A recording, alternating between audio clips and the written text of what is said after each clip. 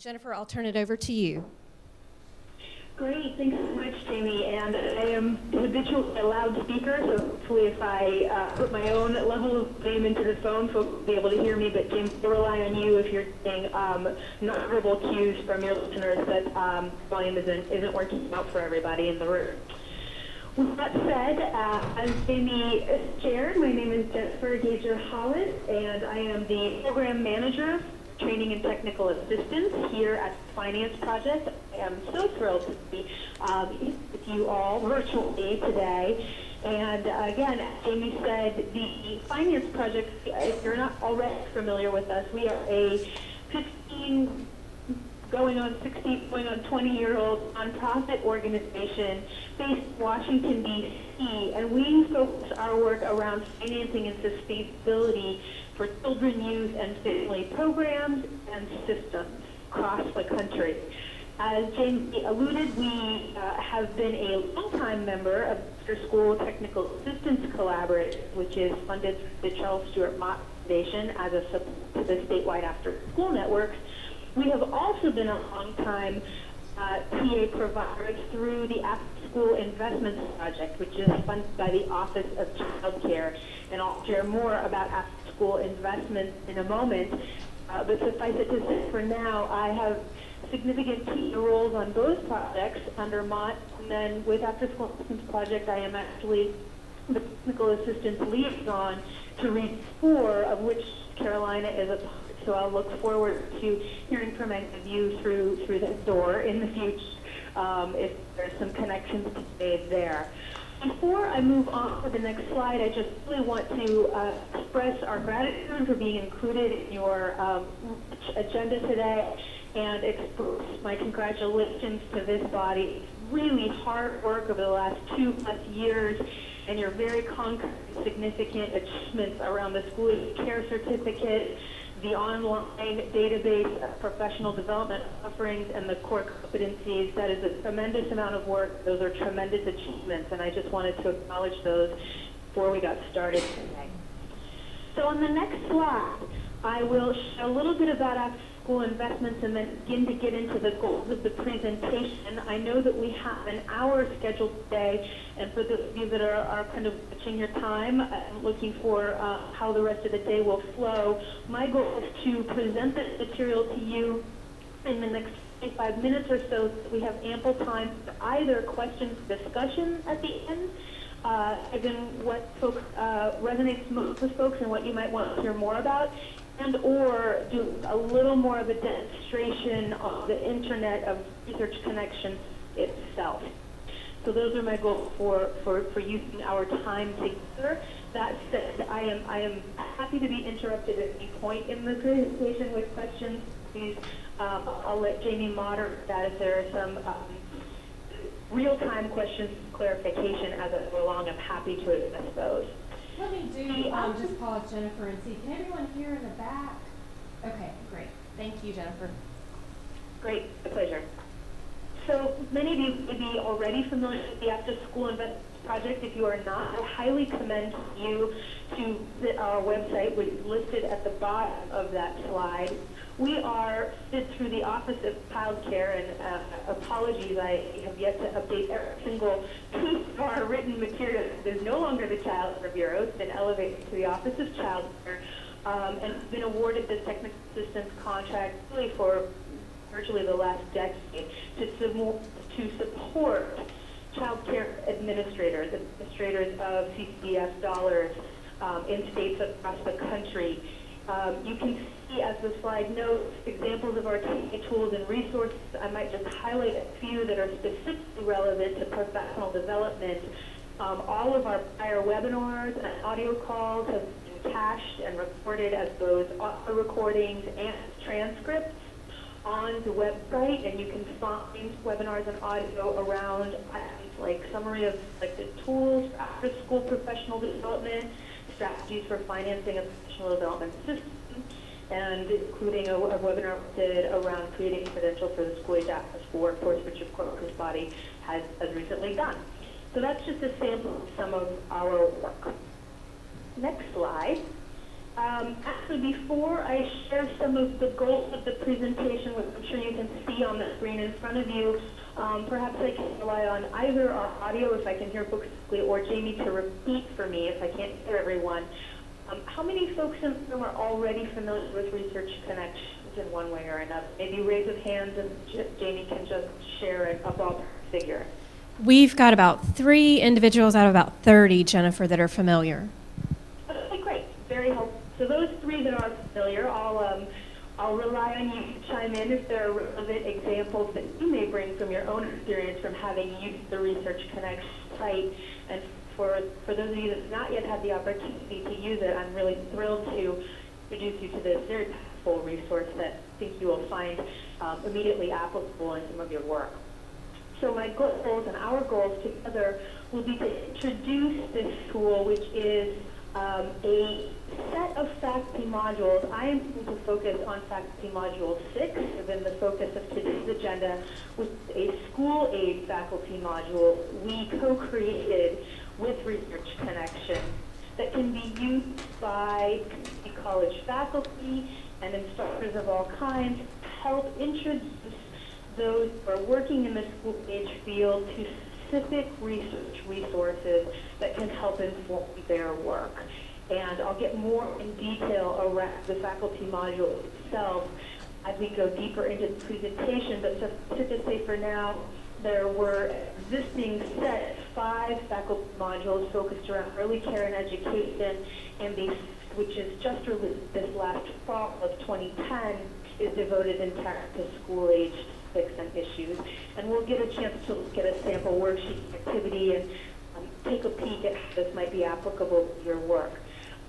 I may say that if you're interested in hearing from some of your peers in the field about this work, we actually did a webinar around the unveil of the new faculty module last fall, which is also stored at the AIP research site. And Carla Goeb from Tulsa Community College and Dick Latham Trident Technical College, just south of you all, weighed in on how they see the value of this module and articulated the work they've done in respective states. Moving on to the next slide, let's take a peek at reintroducing Research Connections site overall, and then situating the faculty modules within the work of Research Connections. So again, I do hope that we may have some time at the end of our hour together to go on the Research Connections website together and look at it, but you do have the website there. This is a complete free tool which is federally funded by the Office of Child Care and OPRE and Health and Human Services. It's extremely user-friendly, and it provides information for students, practitioners, and really anyone who is interested, online access to a collection of over, at this point, about 17,000 resources, but those are being added to daily. So what is sort of encapsulated within those resources, you see on the slide, is everything from journal articles to reports to policy briefs, executive summaries. Many of them can be downloaded as full text, and all of which can be looked at in a summary and an abstract form, along with many research features. For example, if one of your colleagues wanted to look at summaries of parents and families, and that can be cut a year and in a number of different ways. You may also be able to look at how folks have used data in their state. This is all very easy to do through the website. Again, I hope we can look at it in concrete form towards the end of our time together. This slide is one that really seeks to go over the goal of these modules, which are all, I think I'll skip ahead to one very, very key word in that second bullet, which is only free material, adaptable material. So it's really important for me to share with you that not only are these tools that community college faculty and others might use to integrate into courses, but every single one of these materials is highly encouraged for folks to take, adapt, modify, take sections, portions of it. Is they're not prescriptive tools. They are offerings for faculty to be really a key resource for them. And when I say adaptable, truly the material is available on the website as PDFs, but they're also available clearly as Word documents, which is of course the version you would want to download if you were to do some reorganization or changes or adapting for specific coursework. And again, goal is to be able to help faculty have these materials for their coursework and also help students be able to find easy to find credible research resources. Again, because Research Connections is such a vast store of data and publications and articles, even just putting the word after school to Research Connection search feature yields over 2,500 results. So of course, these teaching modules help faculty and students break that down into ways that are more meaningful coursework in the for their work in this field. So it's important to note too that this a tool meant to be easily adaptable and easily applied in coursework. I think I mentioned some of your peers in the field earlier who have had the opportunity to apply this, and I might just share with you, if you go onto the Research Connections website, there is a slide deck that shows introduction to the Research Connections faculty modules and actually has some specific tools that faculty developed. So 6 slides show how they've used the modules in an online course, an example syllabus, an example student evaluation form. So not only do modules exist, but there's some selected adaptations up on the website as well. In the next slide, you can see the module's current content, and that easily lays out all 5 of the first set of modules, along with their titles, and you can easily see Module 6, School-Age Children and Research Connections, which of course, again, is the piece that we co-authored and just released in the fall. You can easily look at and download or save all of these materials from the modules. Just so you know, if you are on the site, you'll have the option to see 2 main pieces for every one of these 6 modules. An introduction piece, which in the case of school-age children research connections, Module 6 is a 16-page written document for instructors. It's meant to be a way for you to navigate through the available exercises, easily find you might want to use.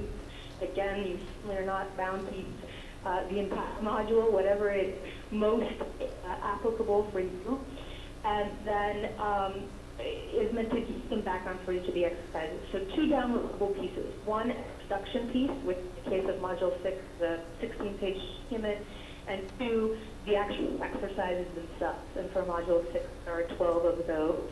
And in just a minute, we'll get a chance to look at a sample exercise just to be able to have a little more granular feel of what some of those look like.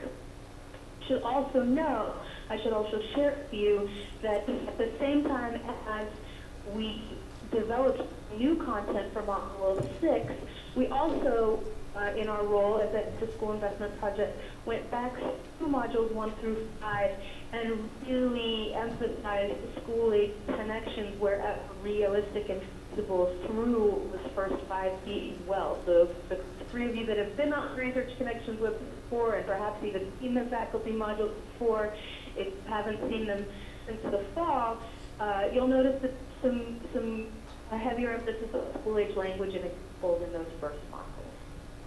On the next slide, you can see what each module includes.